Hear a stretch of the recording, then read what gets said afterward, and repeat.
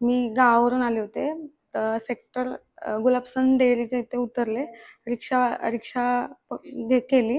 त्यात म्हणजे घरची सर्व होते. बॅग जास्त होतं.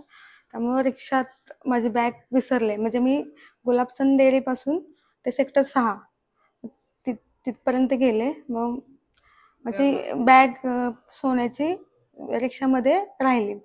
मग तिथून माझ्या लक्षात नाही आलं की राहिली म्हणून. सकाळी लक्षात आलं. म्हणजे जेव्हा मी बघायला गेले तेव्हा.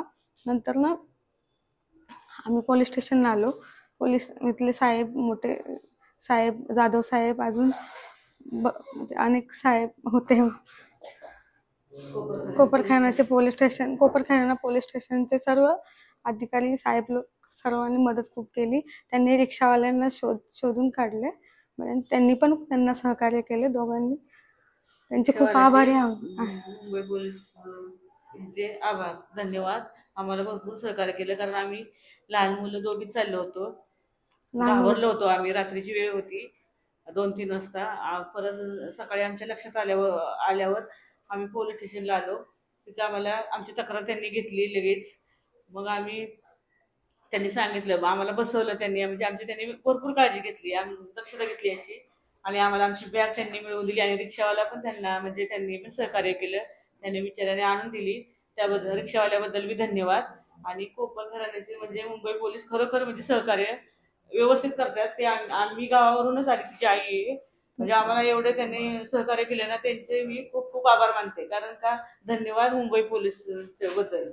त्यांनी इतके आम्हाला म्हणजे सहकार्य केले ना, ते खरंच म्हणजे सांगण्यात पण नाही. म्हणजे आम्ही इतकं घाबरलो होतो ना, रात्रीची वेळ होती. पण आमचे 3 तोळे म्हणजे सामान्य लोकांचं घेणं, डाग घेणे काही जोक नाही. पण त्यांनी आम्हाला सहकार्य करून कोपर घराणे पोलीस ठाणे यांनी खूप मदत केली. थँक्यू. खूप खूप त्यांच्या शुभेच्छा. म्हणजे आम्हाला म्हणजे इतकं आम्ही घाबरलो होतो ना, रडलो सुद्धा आम्ही. आम्हाला त्यांनी इतकं सहकार्य केलं ना, खरंच त्यांचे खूप खूप आभार मानते. रिक्षावाल्यांचे पण खूप खूप आभार. त्यांनी आणून दिले, म्हणजे सहकार्य केलं त्यांना आणून दिले. आणि त्यांनी पण म्हणजे सगळं व्यवस्थित करून त्यांनी भरपूर सहकार्य केलं. काल रात्री रिक्षा चालवत असताना मला गुलाबसेनवरून पॅसेंजर भेटलेले. सेक्टर 5 मध्ये सोडायचं होतं. त्यांची बॅग राहिलेली माझ्या गाडीमध्ये. तर रात्री मी ती चौकीला आणून जमा केली. आता ते समोरचे व्यक्ती आलेले आहेत, त्यांना बॅग जमा केलेली आहे त्यांची. पोलीस स्टेशनमध्ये बॅग जमा केल्यावरती पोलिसांनी तुझं सत्कार केलेला आहे. बाकी ऑटोवाल्यांना काय मेसेज देईल? बाकी हॉटेलांना हाच मेसेज देईन की आपलं खऱ्या ह्याने सगळे वागत राहा. जे काय असं गाडीत राहिलं, विसरलं तर चौकीला आणून जमा करा, बस.